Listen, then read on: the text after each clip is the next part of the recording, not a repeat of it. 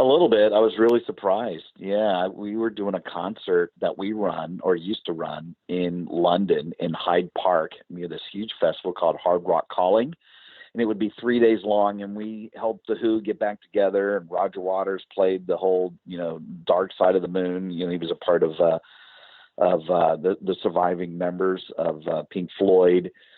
We'd have all these big artists, and there were some, like you said, Stevie Wonder earlier, he performed one night, and there'd be a bunch of undercard artists as well. But anyway, we did this every single year, and one year we had Neil Young. He was one of the headliners, Crosby, Stills, Nash, and Neil Young, and he was doing a solo thing. And one of my guys came up to me and said, "Hey, you want to go backstage and hang out and watch the show from there?"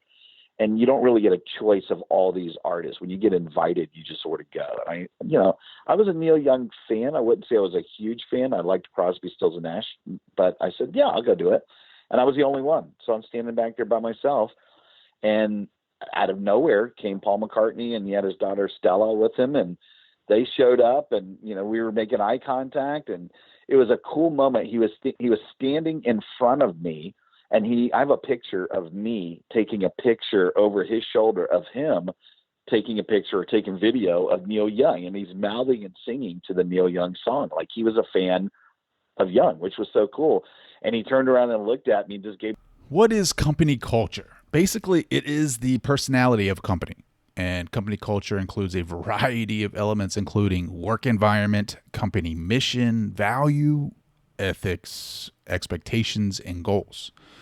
And before we get started, I have a couple of fun statistics for you from the website Bonfire about company culture.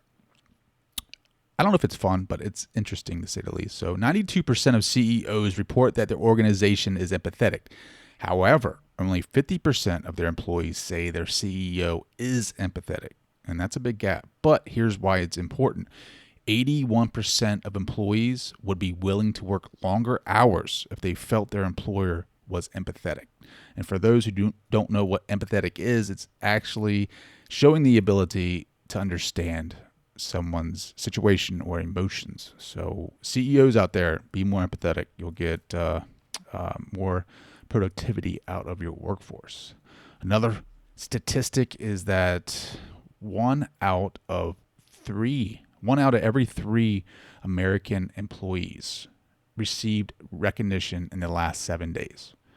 Employees that don't feel recognized are twice as likely to say that they will quit their job within the next year. So you might be wondering why I'm talking about company culture. Well, today's guest, Jim Knight, is the best-selling author of the book Culture That Rocks: How to Revolutionize Your Company's Culture, a how-to business book designed to amp up a brand in any industry. Entrepreneur Magazine listed the book as one of the top 5 books that will transform your business. He's also the co-host of a podcast called Thoughts That Rock. We have an amazing conversation, and I'm excited about what Jim brings to the table tonight. Guys, I'm excited. Let's get this thing started. Let's get after it. This is Your Superior Self, episode 102. Culture That Rocks, with speaker Jim Knight.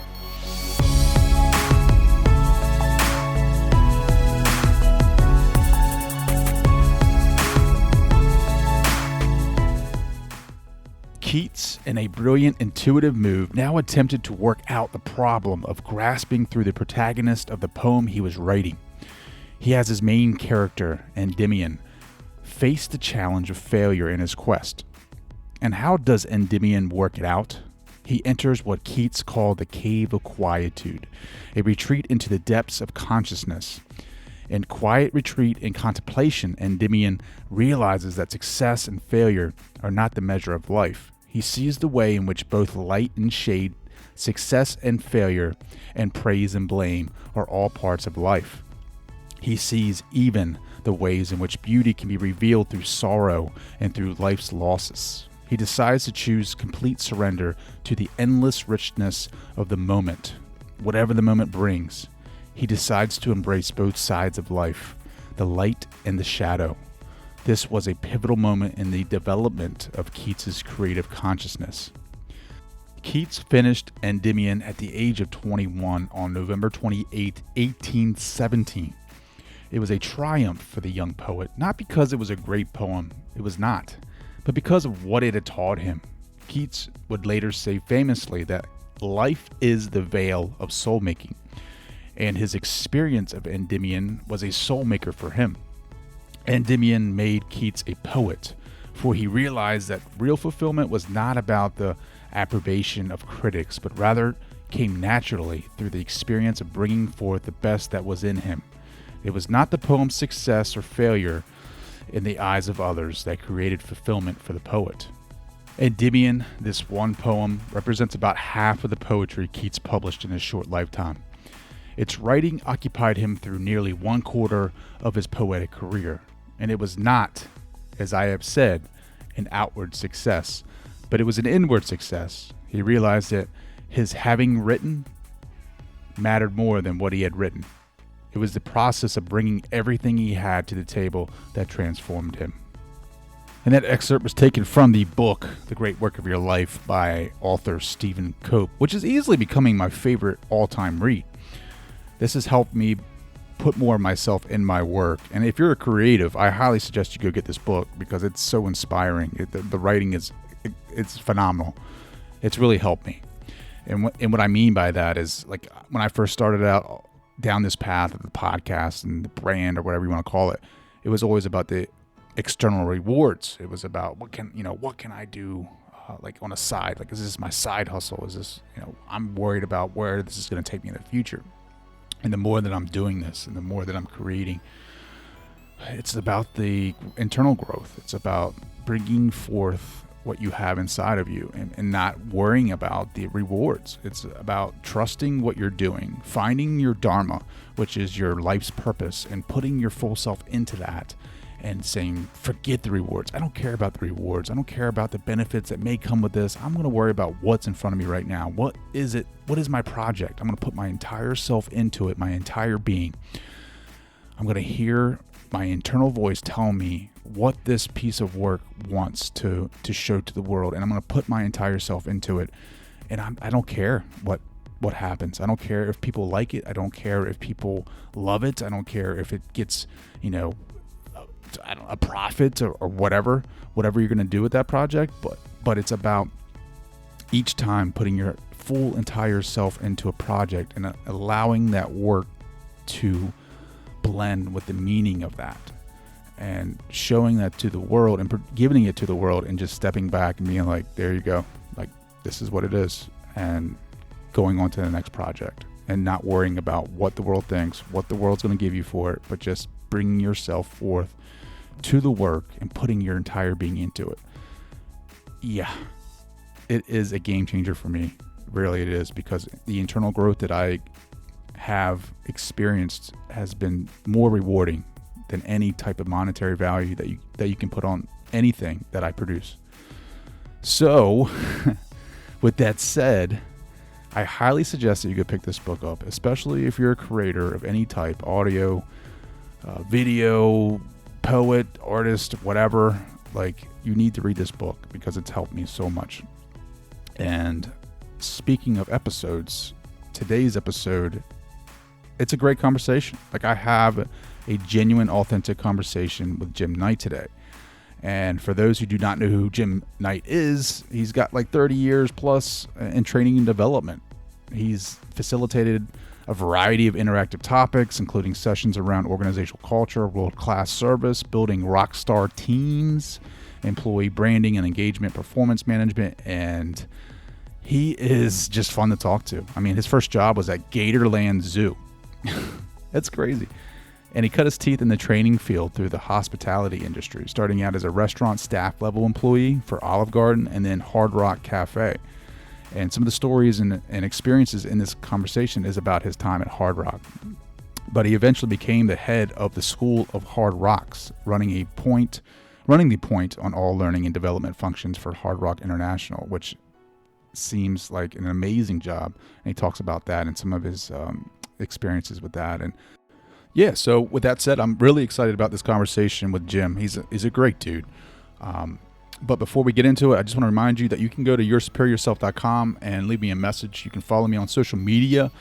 Facebook at Trey Downs, on Instagram at TDowns80, and on Twitter at DownsTrey. You can see a lot of the recent stuff that I've been doing with the brand or with the podcast. I've created a couple of shirts, Your Superior Self on the front and hashtag Built in the Dark on the back. It's pretty legit. But for those who don't know about the hashtag, I just started doing something on Instagram, nothing crazy. I'm not making any money off it. I think it's a pure brand. It's just kind of like, a community kind of thing. And it represents us who have to do things at night or early in the morning because we have a 9 to 5 or we have some other obligations that we can't do it during the day. So we do our 9 to 5s during the day, and then we come home at night. We put the kids to bed after dinner, and we clean up, we get settled, and we work on our passion projects or our side hustles until early hours in the morning, and then we go do it all over again. And we continuously build ourselves brick after brick of just this inspiration, this passion for something else. And then eventually we finish up and we complete that process. And then when we bring it to light, people are like, what?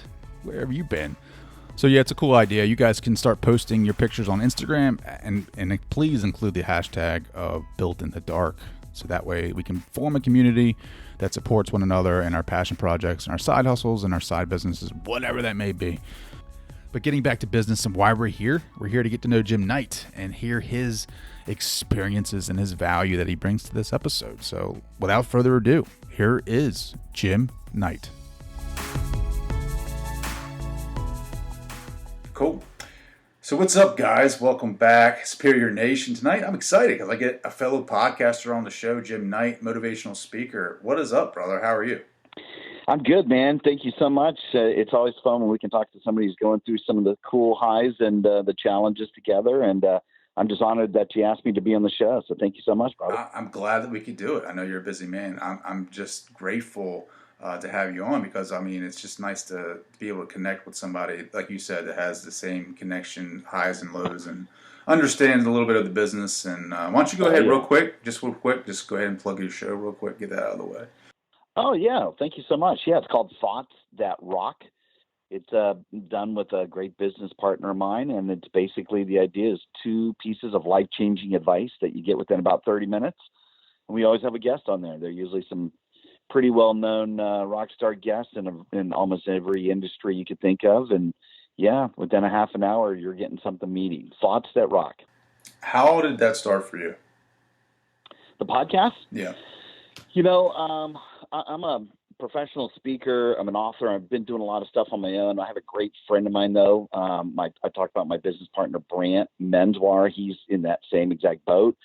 And we also have a little bit of a music background. So we've always looked for an opportunity to do something together. We actually do a training program called Certified Rockstar, and there's some half-day, full-day, and multi-day stuff. But anyway, we were writing a book together, more of an inspirational, I don't want to say throwaway. It was almost like one inspirational quote that might be a Jim Knightism, a Brant Menswar-ism, maybe a few music quotes. And we were about 2/3 of the way doing that. And I think the epiphany just hit us. We saw this rise of the podcast and said, I think this would be much better than doing it in a print format. We could reach more people. We could have a little bit of a louder voice and build that community. And the rest, they say, is all she wrote. After we get started a couple months ago, it's just sort of taken off, and we may go back to do the print version, but it just sort of fell in our lap. I wouldn't say I'm a podcast junkie, but I certainly listen to a lot, and from time to time, and thought this would be a great format.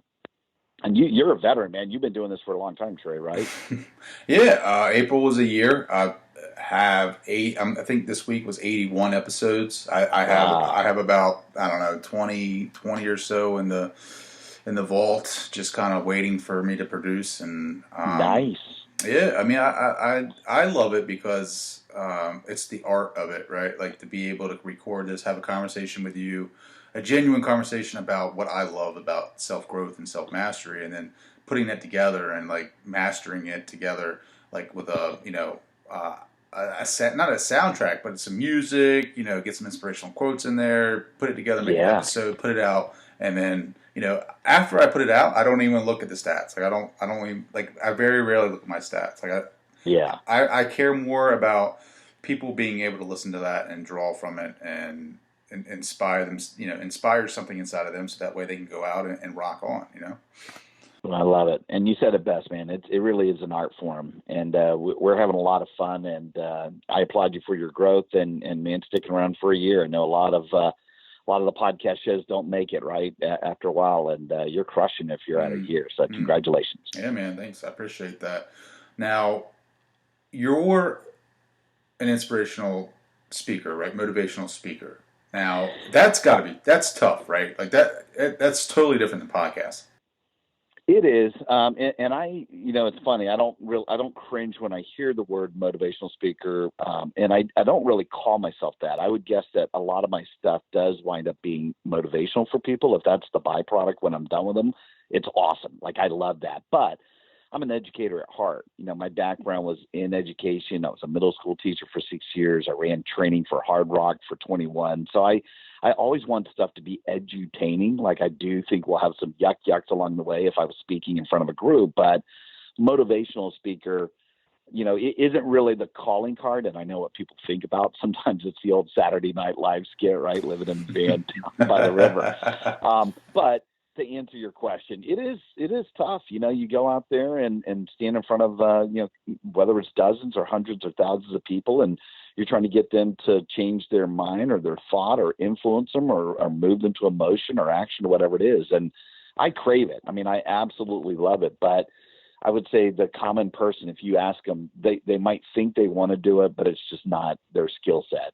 And I am absolutely convinced I'm mediocre at a lot of stuff, but I have one strength. I can hold an audience. So that's the one thing I've been doing as a career. So yeah, it is tough, but I love it. I relish it. Yeah. I mean, I know it's different. Like this podcast has helped me get better at speaking in front of people. Yeah. Like I used to be terrified, man. Like I could barely hold a sentence together. Like I could feel everyone looking at me, and I could feel their eyeballs on the back of my neck and the sweat beads coming down my forehead. But this podcast has allowed me to connect with a ton of people. Like I remember my first episode where it was interview based, and like I was reading from paper and a script basically because I was just so nervous.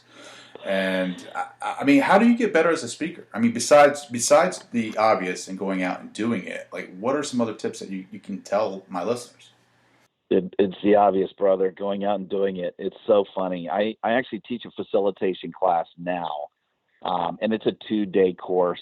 It's very intense. It's hardcore where people are being videotaped. I'm giving them feedback. Everybody else is giving them feedback. They have to do a presentation. We do some exercises and some other stuff. But, I tell them all the time, we could go through this course. You could read the PowerPoint. I could give you a couple of books, but you will never, ever, ever get better unless you physically do it. You learn by doing when it comes to speaking. It's a skill set that has to really be coddled and created. And so I recommend to everybody, if you were looking to get into this and you thought, you want to do it, but you're just a little bit nervous, you got to volunteer. Chamber of Commerce, Rotary Club, do something at church, do it in front of your friends and families. You got to practice. And ultimately, someone's going to want you to do it for their association or their company, whatever it is, where you can start charging. And even then, I do get people sometimes in the back of the room that I've asked them to be there to give me specific feedback and critique. I do videotape whenever I can. Go back and look at it so I can get rid of a lot of the mannerisms. But, I could list out 10, 15, 20 things to do. But if you never go out there and do it, you never get better. That's the answer, which you said it's almost like a cop-out answer, but it's the absolute truth. That's the only way you get better. You said it yourself. I mean, the way that you feel like you get better as a podcaster from episode 1 to 81 or 82, wherever it is you're now, it's just because you've been doing it for a while. Yeah. I always thought about that, right? Like putting in the reps. You got to put in the reps when you want to get better at speaking. And no doubt. Like your methods, your techniques is a great way to do it. But I've always wondered about, like, how do you become a better interviewer, right? Like I've always thought about that. Like I know somebody out there could be doing this. I don't know if they are or not, but like set up some kind of service where you you spar with somebody like this, right? Like you and I, just kind of like, going back and forth, like as an interviewer, asking me the questions and like getting live feedback. I think somebody should do that. I mean, there's no way to spar as an interviewer. Well, if you again were to watch TV shows or listen to the radio, if you're whether it's Jordan Harbinger or David Letterman or Howard Stern, or you pick whatever medium or format you want. But unless you start to use and practice those things, even if you saw 2 or 3 things that you're like, that makes a great interview question, or the art form or the story arc that he or she did. But if you don't have a platform to go out there and practice it like you do, you'll never get better. It's just going to sit there in your noggin forever. So, I don't know how you would do that on a podcast other than just being vulnerable and sticking your neck out and practicing and going, I'll take all comers. At least if you're going to interview. I mean, a lot of people are doing this and it's one directional, right? 180 degrees. They're just spouting out information or their own thoughts. But when you do interviews like what you and I are doing, you will dramatically get better over time. I'm convinced of it. Yeah. I mean, it helps you think, right? I mean, and people are like, what do you mean it helps you think? I mean, it helps you like real time, like focus on a conversation, and it helps you relate to somebody, and it helps you connect, and it helps you think about them and what they're saying, and it helps you. It's weird because it's like I didn't used to do that. Like when I was so easily distracted when I would have a conversation with somebody, and then now it's like this forces me to connect with you, Jim. Like it forces me to listen to your story, and it forces me to pull things out of you, and like I have so much more deeper, more meaningful conversations with people now since I've had the podcast. That's awesome. That is awesome. Hey, that's going to be a great story down the road. I mean, that's a perfect return on investment for getting in and doing this, especially if you've got a little bit of nervousness being around other people or having communication. So I love it. What, like, up to this point in your career, like, have there been times in your life where you felt like, I don't know what I'm doing, like, I don't know where I'm at, like, am I supposed to be doing this? I'm going to probably be a little bit different than most guests and say no. I've been so lucky. I'm either all in or I'm immediately out. Almost every job that I've had has almost been 3 years or longer. I can tell you for a fact, I did sell, prepaid telephone cards for like 2 weeks. And then I was like, this is not for me. I sold pool supplies with my father, selling sodium bromide, trying to teach people to put this electronic current through the water and it would clean a pool better. No, nobody was buying that stuff. My worst is I worked for 3 hours as a housekeeper at a Marriott Residence Inn, and I walked off the job. I was like, this is not for me. Most of the stuff I've done, 3, 6 years, Hard Rock, obviously for 2 decades, I'm all in. And even now, people still ask me, what's next for you? This is it. Like, I just want to speak and write and podcast, and that's it. I'm going to do this the rest of my life, I'm convinced. I might do some more philanthropic stuff. I might invest in a business or two, but honestly, I'm thankful I'll never have to work for anybody again, but doing what I'm doing all the way until I'm off this planet. And so for me, no, I haven't had a huge challenge or struggle not doing something that I love and not embracing that.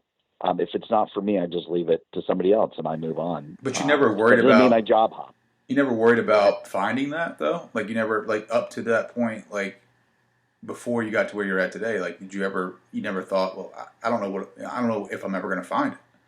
No, only because when I was working on something, let me go back. If it was 35, 40 years ago, no doubt. When I'm a young, just getting out of high school, going to college, I went to college to be a musician.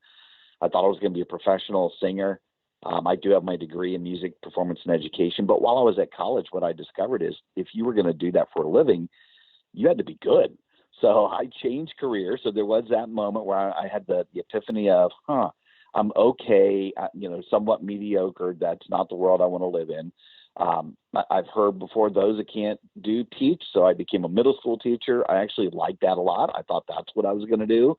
But while I was there, I took a summer job working at Hard Rock. And for the longest time, especially for 21 years, when you fall in love with the culture and the people, and I was traveling the world and I've been in some 30 plus countries, for me, I thought that's what I was going to do and just move up the corporate ladder. But, it wasn't I don't know what I want to do with my life. It's just the next thing for me presented itself. And for me, I now think that all of these things were just they were the set list to what I'm doing right now. There is no ultimate encore for me. I honestly go, everything I've done, whether it was music, education, hospitality, I get to pull all three of those levers in doing what I do. And when I speak about culture that rocks, or service that rocks, or performance management that rocks, or whatever the iteration is, I'm always going to pull those levers. I will always have some music orientation. I'll always have some band and brain analogies, but there's never a moment that creeps into my mind going, I wonder why I'm here on the planet, or what's next for me, or I wish I could discover myself. Like, for me, I'm extremely,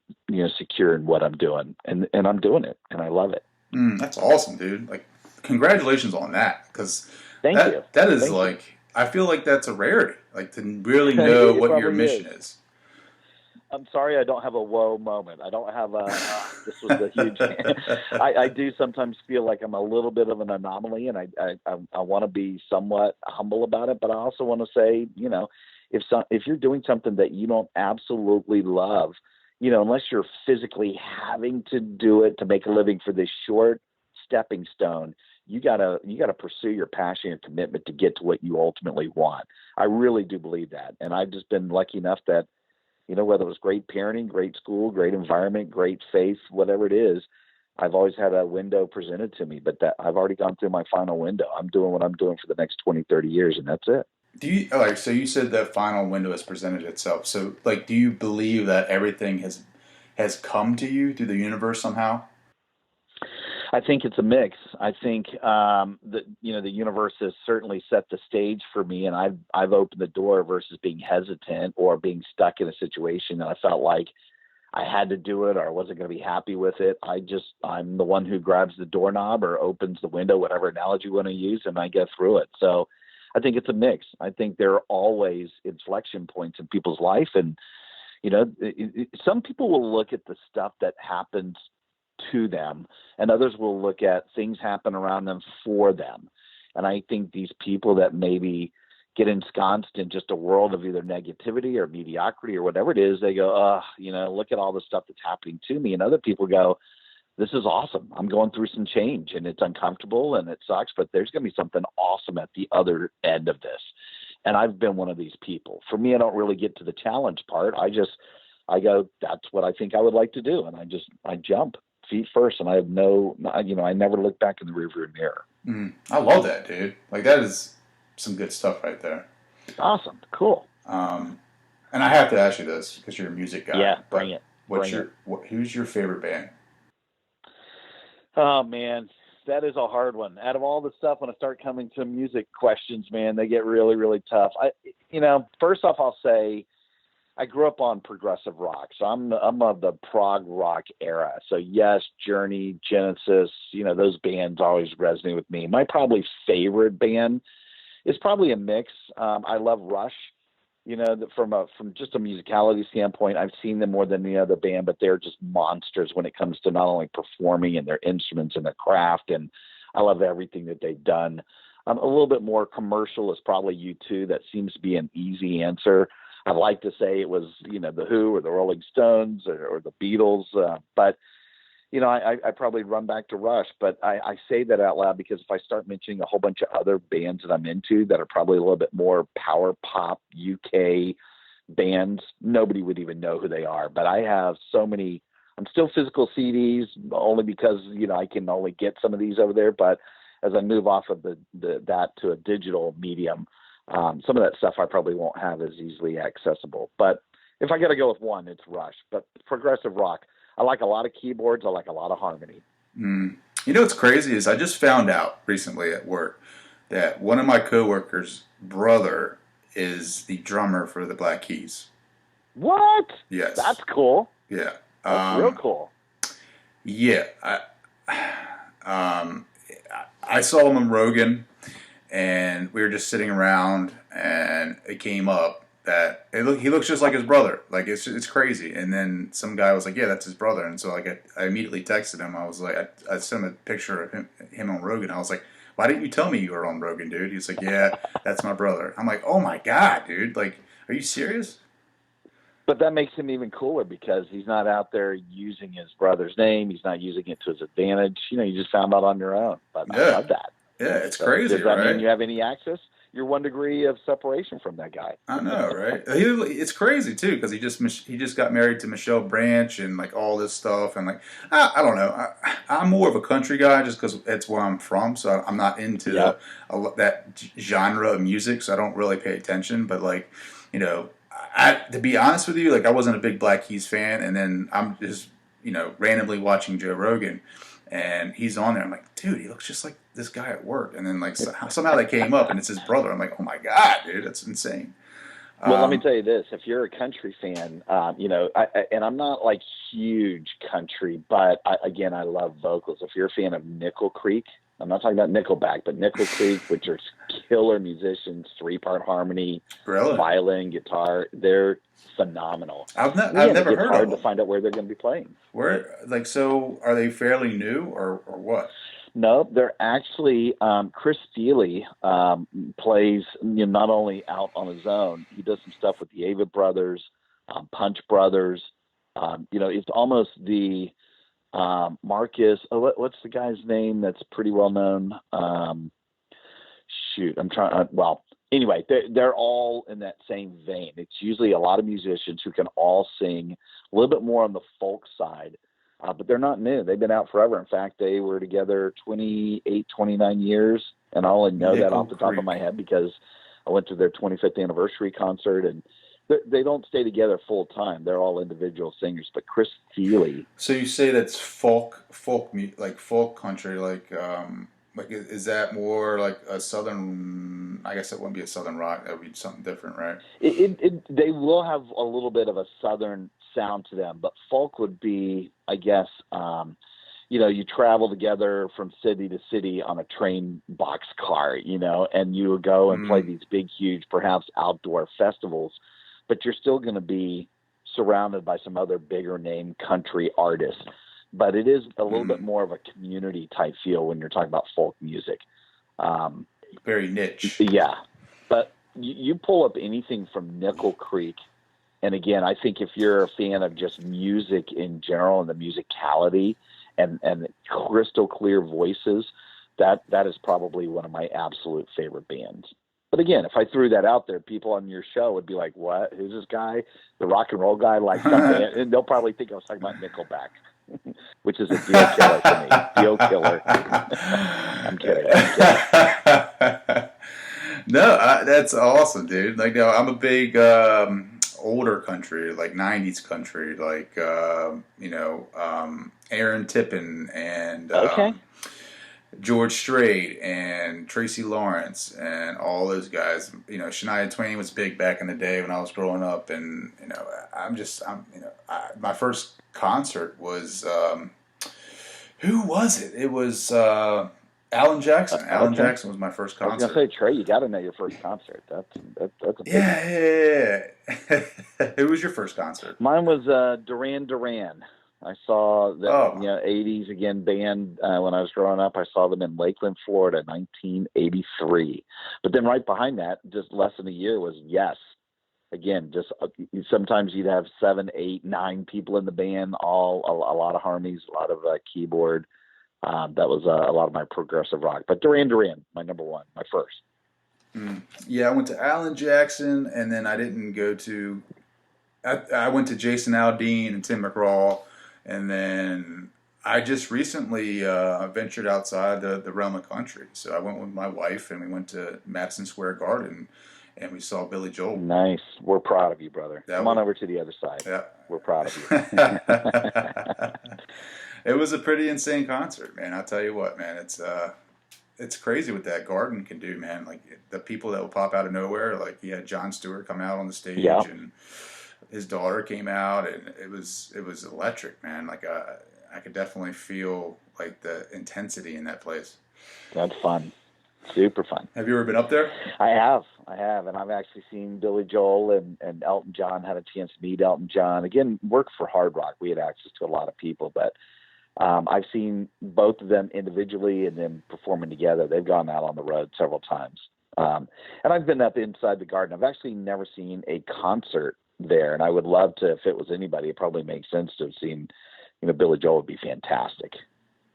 It was powerful, dude. That's crazy. You met Elton John. Like, what was that like? It's super quick. We have, most of the time because of the world that I was working in, you don't fanboy over a lot of stuff. You don't freak out. You wind up just treating them like anybody else. And it was a quick, hello, how you doing?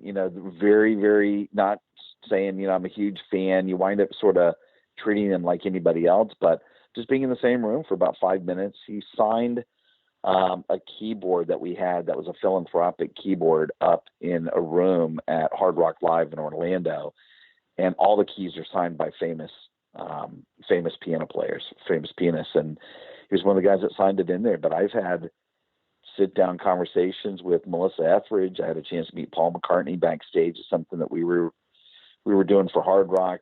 I know a lot of the boy band girl, band scene, the power princesses that were here in Orlando, a lot of these people that came out of Central Florida where I'm from, just get access to a lot of people. But yeah, a lot of times you don't really want to meet your stars. They don't always turn out to be exactly what you think in your head. So I'm sure there's a lot of those stories floating around with a bunch of Hard Rock execs. Oh, I'm sure. Like, who was the most influential meet and greet that you had? Would it have to be music? No, no, could be I'm anything. a huge Star Trek fan. I've always wanted to meet William Shatner. I thought that was always really cool, and he was doing a book signing in a Hard Rock in Hawaii. So I wound up taking the family out there and just turned it into a big, huge ordeal. It was just great. Had a chance to meet him, and he signed a few pieces of some memorabilia. I've got a little Star Trek office, if you will. I collect some of that memorabilia. So that was always cool for me. Trying to think, probably the most influential may have been Paul McCartney. Yeah. Probably, as far as just growing up on some of the music and the sound and knowing how big of an artist was standing in front of me and how much he influenced other people, it just sort of takes on a life of its own. So were you like starstruck when you saw him? A little bit. I was really surprised. Yeah, we were doing a concert that we run or used to run in London in Hyde Park near this huge festival called Hard Rock Calling. And it would be 3 days long, and we helped the Who get back together, and Roger Waters played the whole, Dark Side of the Moon. He was a part of the surviving members of Pink Floyd. We'd have all these big artists, and there were some, like you said, Stevie Wonder earlier. He performed one night, and there'd be a bunch of undercard artists as well. But anyway, we did this every single year, and one year we had Neil Young. He was one of the headliners, Crosby, Stills, Nash, and Neil Young, and he was doing a solo thing. And one of my guys came up to me and said, "Hey, you want to go backstage and hang out and watch the show from there?" And you don't really get a choice of all these artists. When you get invited, you just sort of go. And Yeah, I was a yeah. Neil Young fan. I wouldn't say I was a huge fan. I liked Crosby, Stills, and Nash, but I said, yeah, I'll go do it. And I was the only one. So I'm standing back there by myself. And out of nowhere came Paul McCartney, and he had his daughter Stella with him. And they showed up, and, we were making eye contact. And it was a cool moment. He was standing in front of me. And I have a picture of me taking a picture over his shoulder of him taking a picture or taking video of Neil Young. And he's mouthing and singing to the Neil Young song. Like he was a fan of Young, which was so cool.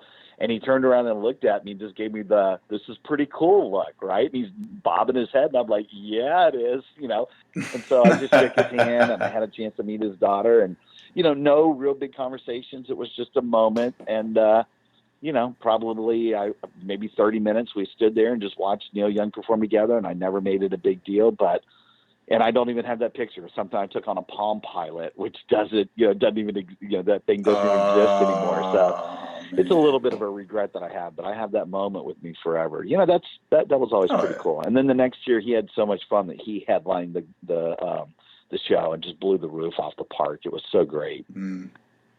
Yeah, that sounds like an awesome memory, dude. Like to be able to be that close to like all that history and influential people like Paul McCartney, and it's just amazing. Like I mean, just to like you don't even have to have a conversation, just being around that and just knowing what that thinking about him as a person and how much he's changed the industry. It's crazy. Well, it goes back to what you were saying before.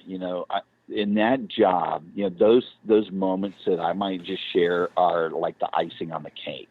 Just in teaching, developing, whatever I could do from a training and development standpoint for staff members, for managers at properties around the world, especially with a pretty well-known brand, that right there is enough for me. That was so good for me to be in an environment that allowed me to pass on some information and perhaps inspire some people along the way. I love that alone. Then you throw in the fact that you could be on a first name base with your boss and challenge the status quo and think the way you wanted to and absolutely look the way you wanted to. This is back in the time where people weren't allowed to really have a lot of tattoos and piercings and mohawks and colored hair, which Hard Rock did allow. So you get all of that. And oh, by the way, you get to listen to rock and roll all day long. And then on top of that, you get to meet some of your heroes. Like there's a reason why I stayed there for 2 decades. And if it wasn't for, me wanting a louder voice like you and I talked about earlier, I'd probably still be there. I'd probably still be with the brand. I have a huge, massive crush on Hard Rock, but I do like speaking and writing and talking about my own stuff. But I do weave in a lot of those sort of moments, those stories, a little bit of the spirit of rock and roll. It'll make its way into everything I do. But it does go back to what I was saying before. If you find a place that you absolutely love, I'm all in. And then when something else presents itself that just means it's a little bit more growth because of the short amount of time I'm going to be on this planet, I'm jumping. I'm going to go all in for that. Yeah, I'm starting to do more of that. I am starting to realize that life is more about me growing as an individual, as a father, as a husband, as a person, more so than the external things, right? Like the success that comes with a job or success that comes with I don't know. It's crazy. Like I used to think I had to be at a certain level before I could be happy. Like it was just me before I started working on myself, before I started the podcast. And I'm starting to realize that it's not that. It's like you have to find the challenges in everyday stuff. Like if you're not happy on where you're at, like look at that as a challenge and try to grow on that. Exactly. Try to change it. If you're working for someone that you don't necessarily agree with or you necessarily like, look at it as a challenge to be able to go in there with a positive attitude and do things different. And then if you're still not liking that, look at it as a challenge to either grow as a person by getting, more education or start challenging yourself to take a step outside of your comfort zone and look for a different opportunity. Well said. I agree with you 100%. Because I feel like too many people, like, we look at external things, and I think that we're all distracted in this noise that we live in now with the cell phones and social media and everybody trying to. I mean, I just feel like it used to be that we weren't so. I mean, I looked at it today. Like, so I'm going to work today, and I look down the street, and it seems like everybody is glued to their cell phone. Yeah. Now, I'm guilty of this just as much as the next guy, so like, don't think that I don't do this, but I mean, I'm thinking to myself, like, everyone is looking at their cell phone, and I'm like, man, dude, like, we really have to disconnect to reconnect, right? Like, we have to disconnect from our phones and reconnect with us as a being and connect with what's in our world, like whether that's your family or your friends or whomever, like that's where the growth is. Yeah. Well, things like podcasts help do that. There's different types of, Facebook communities. There are opportunities, whether it's on YouTube. I mean, there's over 1.5 million videos, unique ones that are posted every single day on YouTube. If it's just there one directional, that's different. But there are people that are trying to create forums for exactly what you're saying, because maybe in lieu of leadership, in lieu of, parental guidance, because that's really where I got a lot of that. I'm the way that I am because of my parents, because of my environment, because I had some killer bosses. Even now, I have a great friend of mine who runs a frozen dessert concept out of Chicago. The name of the business is Susie Swirl. And my friend is Kathleen Wood. And Kathleen, who started the thing, discovered very quickly that not only the people that are coming in, but definitely the people that are working there have always been on the young side. They're 16 to 21-year-old. If you're 21, you're probably a manager. It's really a youthful group. And what she decided is there are people that are coming to work for her and they've never had a job before. They've never had any experience, but even worse than that, they're lacking social skills. To your point, they're used to being on the phone, but not making eye contact and having conversations with people. They don't know how to use a mop. They don't know how to count change. It's fundamental stuff that maybe you and I take for granted, but they don't know. And she made a conscious decision with her sister when they started the thing is, we can either go, oops, you don't have any of these social skills, you're going to be a problem for us, and they don't hire them. Or they go, we're going to provide life skills. We're going to provide some social skills in addition to learning the job. So they made this cognizant decision of the first job is going to be the right job. And I applaud her for doing that because I don't think a lot of companies do that. I don't think a lot of businesses are willing to take a chance. But I will say I'm going all the way back and hearkening, and I probably point my fingers more to the parents than anything else. You can still be on this technology in your phones, but you could also have some great social skills if you're getting that, if you've got some good guidance, you've got some leadership somewhere. And that's the unfortunate part. When you look down the street and see everybody on their phones, a lot of them are going to be ensconced on that thing forever. That's just how they've always been raised, and they don't know any different. That technology, the rise of tech is just, it's a blessing and a curse. And we're using it to our advantage, but it could certainly be a curse for a lot of people. Yeah, because we don't want to be bored, right? Like I find myself like sitting at a stoplight looking at my phone, like, you know what I mean? Like we just don't want to be, still. Yeah. I don't know what it is. It's like we don't want to be still. It's like we want to be continuously involved in something. Like, if we're sitting still, our minds are idle. Yeah. And I don't know if it's because we start reflecting on what we're doing or where we're at in our lives, and we don't like that. We need to be continuously distracted. But we call that meditation insane. And yoga.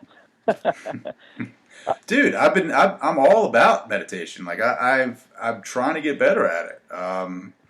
I find it's tough, and I actually had Ariel Garten on the show. She's the CEO of Muse, the headband. Yep. Oh yeah. And she came on the show, and she dropped some value bombs on me. She's like, meditation is like, you don't think about it, but it's like, it's what sets the foundation for getting through the tough stuff. Like, running, exercising, like you hate it, right? But like meditation trains you to sit with it and deal with it and just power through.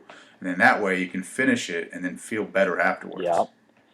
Well, and if you think about meditation in general, I mean, again, I've got a faith-based background, but some of the best stuff you can ever do is just be still. Just take a moment, whether it's first thing in the morning or at the end of the day or at some point, even if you've got challenges and a lot of stuff going on. One way to do a little bit of centering and self-correcting is just be still, just be. And at some point, something will come to you where you can have a little bit more clarity. But, you're right. The whole society right now feels like go, go, go, go, go. You got to constantly keep moving. But, every once in a while, I think to just get your mind in the right place, just purposefully be still and just see what happens. It's scary. It's scary, man. Some people can't hang with it. No, I'm sure. What are some methods? Like, how do you meditate? That's actually what I do. So it's funny you were talking about when you get to a parking lot. There are times where it's easy. I mean, so easy. Of course, I'm addicted to my phone as well, but I've gotten so much better about not even touching that thing. I sit there at the amount of time thinking, maybe I've got 3 red lights between now and where I'm going, but that's 3 2-minute, 3-minute opportunities to sit there and think about what I'm doing, where I'm about to go, who do I need to be talking to, but there's also this moment where you get up in the morning, whether it's sitting on the edge of your bed or I actually have a chair that I can go to in a very specific room where I do my podcast, where I can just go and sit. And whether I might be praying, I might be thinking intensely, I might be just trying to be still, but I know it's the quietest room in my house. There are tons of techniques that people could use, but I do it in the car at my house, especially when I fly. I do a lot of travel, instead of having the earphones and constantly going, unless there's some baby crying on the flight.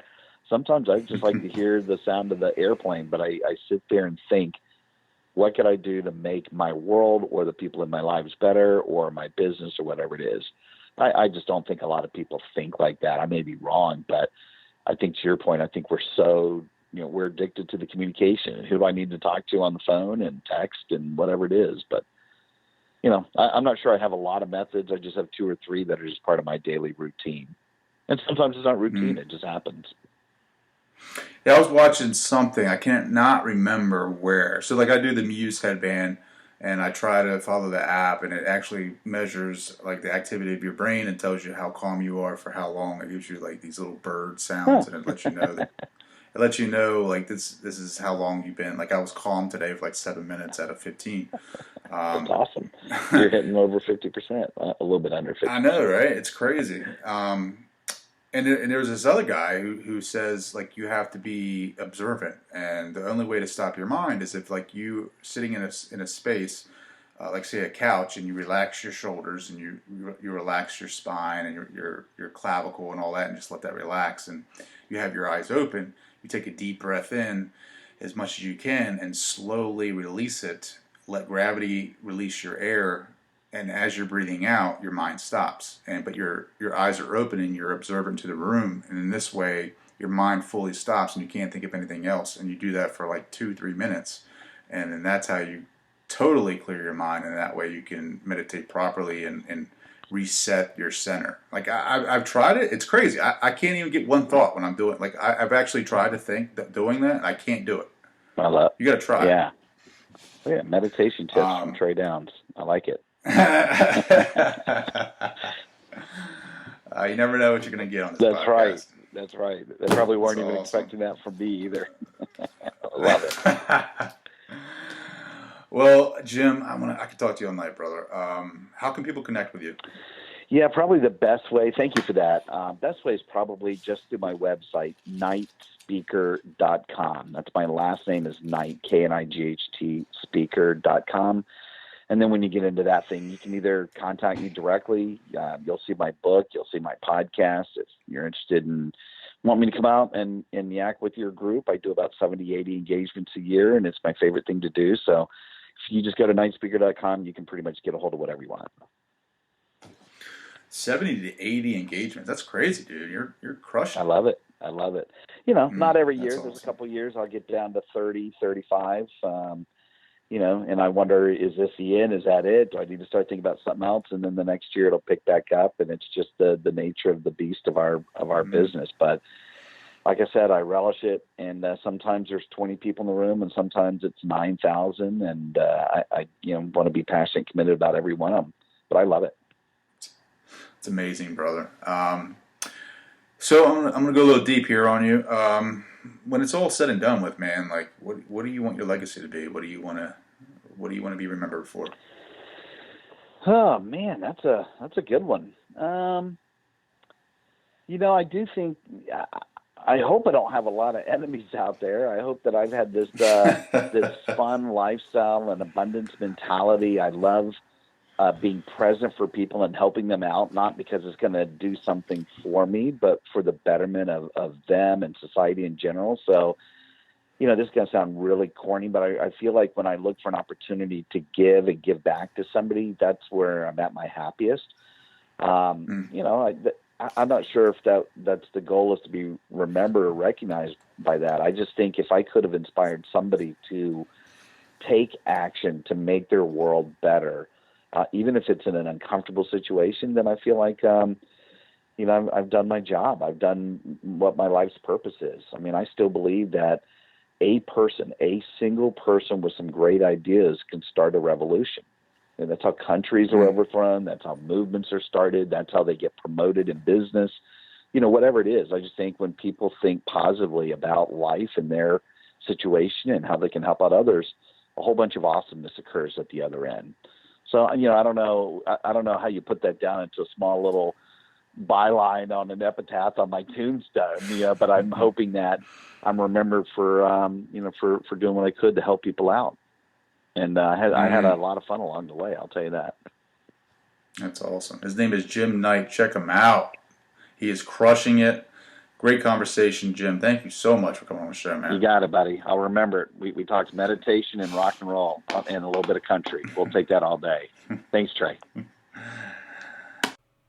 I want to say thank you to Jim Knight for joining the show and hanging out with us. And I forgot to mention, I put this on the back end of the podcast because it's not something that I want to brag about, but I just recently earned my associates in arts from a local community college. And yeah, I did that while building a podcast. I did that while working at a 9-to-5.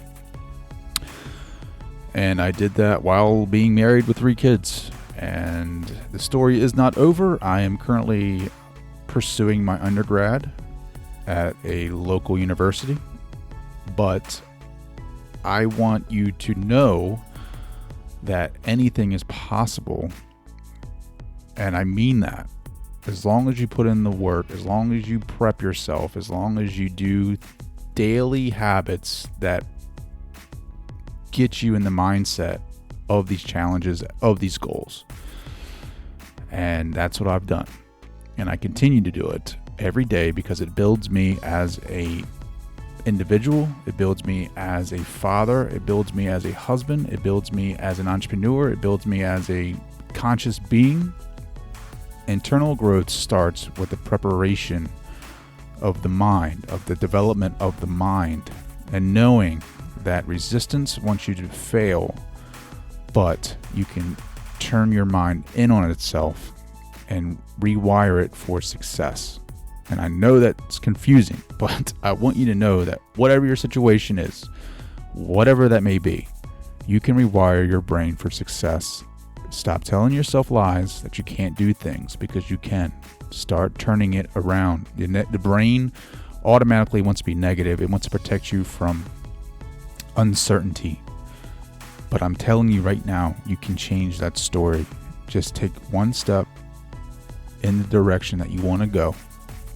And I promise you, the universe will work with you to fulfill that goal. Yeah. All right, guys, this was a fun episode. Thank you guys so much for your support. Please leave a rating and a review wherever you get your podcast from. All right, guys, I'll talk to you later.